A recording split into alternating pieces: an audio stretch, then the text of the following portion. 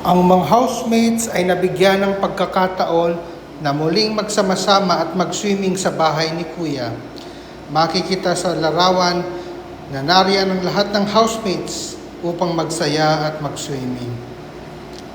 Nariyan na si Caprice, nariyan na si Sophia ay mabasa ng tubig.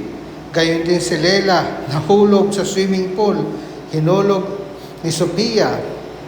Makikita rin natin ang mga housemate na kanya-kanyang posing upang mapicturan ang isa't isa.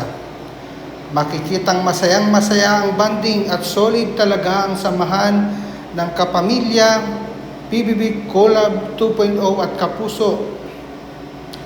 Makikita ang iba't ibang eksena. Ang kanilang mga kasiyahan ay namumutawi sa kanilang mga mukha at kanilang mga ngiti.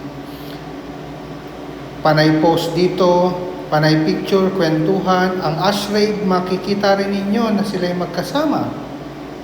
At halata ang chemistry nilang dalawa. Uminom din sila sa bahay ni Kuya. Nakikita sa larawang ito.